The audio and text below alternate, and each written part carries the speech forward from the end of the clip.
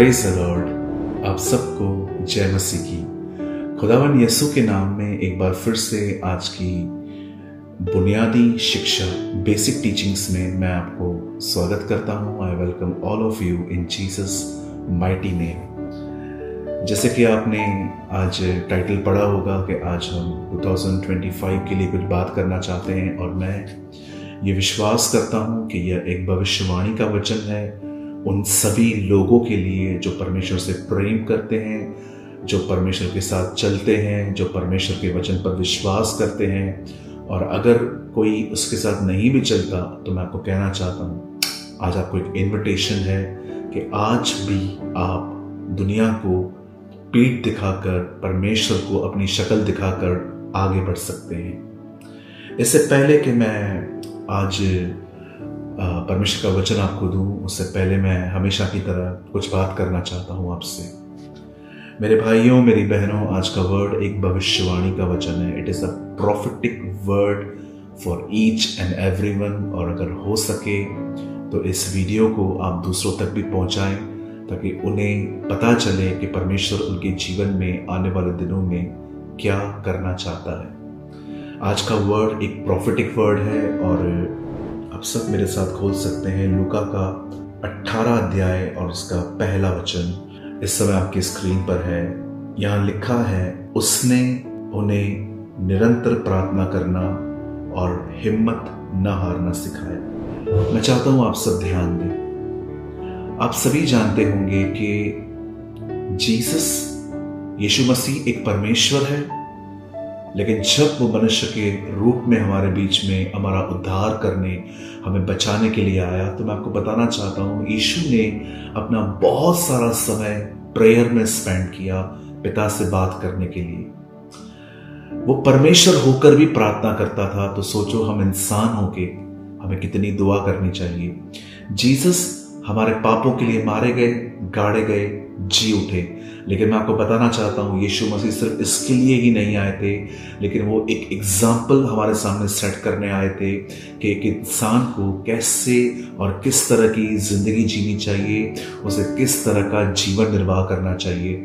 और बाइबल कहती है यीशु खुद भी प्रार्थना करते थे, और उसने अपने चेलों को सिखाया कि तुम्हें निरंतर प्रार्थना करना चाहिए और हिम्मत नहीं हारनी चाहिए।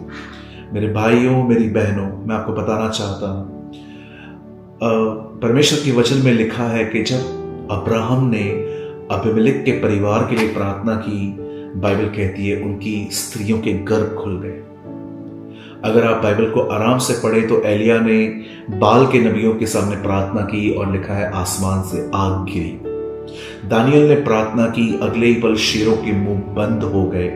आप पढ़ सकते हैं यहोशापात ने प्रार्थना की, और बाइबल कहती है 3 देशों के ऊपर खुदा ने उसको जय दी।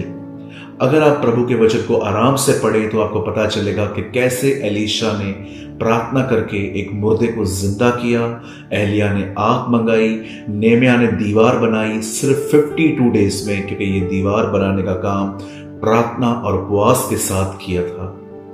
आज हम बहुत जगहों पे देखते हैं कि परमेश्वर के बहुत सारे जो लोग हैं वो प्रेयर करने में लेजी हैं।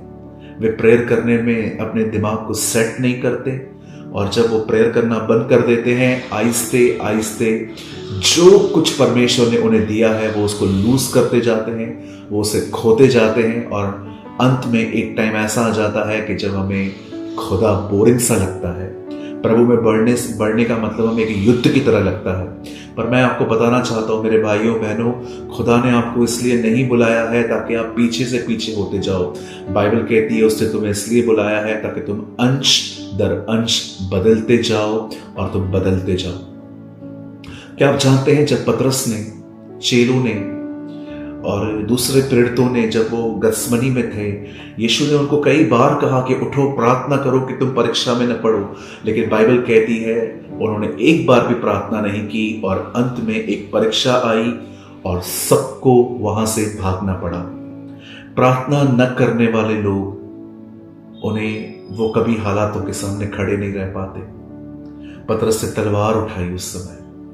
प्रार्थना न करने वाले लोग अपने गुस्से पे कंट्रोल नहीं कर सकते, न अपनी आंखों पे कंट्रोल कर सकते हैं। आज मैं आपको इस 2025 के लिए कुछ मैं प्रॉफिटिक वर्ड देना चाहता हूं। मेरे भाइयों, मेरी बहनों, बड़े ध्यान से सुने। आज से बहुत समय पहले मेरे मोबाइल पर एक वीडियो आया जिसको मैंने ओपन किया और मैंने देखा कि दो बहनें हैं, और जब ये दोनों बहनें ट्विंस हैं, ये जुड़वा हैं, और जब दोनों ये बहनें जब मां के पेट से बाहर निकली तो इनके जो सर थे, सर दोनों के, वो जुड़े हुए थे। एक ही नस, एक ही हड्डी थी, और इस तरह वो बाहर निकले। जब डॉक्टर ने उनको देखा तो डॉक्टर ये बात समझ गए कि ये बहुत ही नाजुक चीज है। अगर हम इन दोनों को अलग करने की कोशिश करेंगे तो हो सकता है दोनों मर जाएं, पर एक का मरना कंफर्म था कि इसमें से एक नहीं बच पाएगा। तब माता पिता ने एक निर्णय लिया। उन्होंने कहा, हम नहीं चाहते हैं कि हमारे बच्चों को आप अलग करो, इन्हें ऐसे रहने दो, जैसे भी होगा हम उनको पालेंगे। और जानते हैं, जब भी एक नींद से उठता था दूसरे को भी उठना पड़ता था। जब एक खाना खाता था तो उसको भी उठ के बैठना पड़ता था। जब एक वॉशरूम जाता था उसके साथ उसको भी जाना चाहता था। जहां कोई एक व्यक्ति जाएगा वो भी उसके साथ साथ जाएगा। मैं आप में से हर एक को बताना चाहता हूं, प्रार्थना और अभिषेक बिल्कुल ऐसे ही है। जहां प्रार्थना होगी वहां अभिषेक होगा, जहां प्रार्थना नहीं होगी वहां अभिषेक भी नहीं होगा। जब हम प्रार्थना करते हैं, परमेश्वर अपना अभिषेक हम पर भेजते हैं, और उस अभिषेक के कारण ही हमारे जिंदगी में जितने भी छुपे हुए बंधन हैं, जितने भी गढ़ हैं, जितनी भी चीजें जो अंदर दबी हुई हैं, मेरे भाइयों, मेरी बहनों, इन सारी चीजों को निकलना पड़ता है, इन सारी चीजों को बर्स्ट होना पड़ता है। क्योंकि बाइबल कहती है अभिषेक जुओं को तोड़ता है। मैं आप में से हर एक को आज मैं आपके लिए एक भविष्यवाणी करता हूं, यह परमेश्वर के वचन के आधार पर है। मैं आप में से हर एक को कहना चाहता हूं, अगर आप चाहते हैं कि आने वाले दिनों में परमेश्वर की महान सामर्थ, उसका अभिषेक आपके जीवन पे आए, तो मैं आप में से हर एक को कहना चाहता हूं, मेरे भाइयों, मेरी बहनों, प्रार्थना करने वाले व्यक्ति बने। याद रखिए, 2025 प्रार्थना करने वाले योद्धाओं का साल है। ये एक ऐसा साल है जब परमेश्वर उन लोगों को अपनी उपस्थिति में ले लेगा जो लोग प्रार्थना करते हैं। परमेश्वर उन्हें बुद्धि देगा जो प्रार्थना करते हैं। प्रभु उनको समझ देगा जो प्रार्थना करते हैं।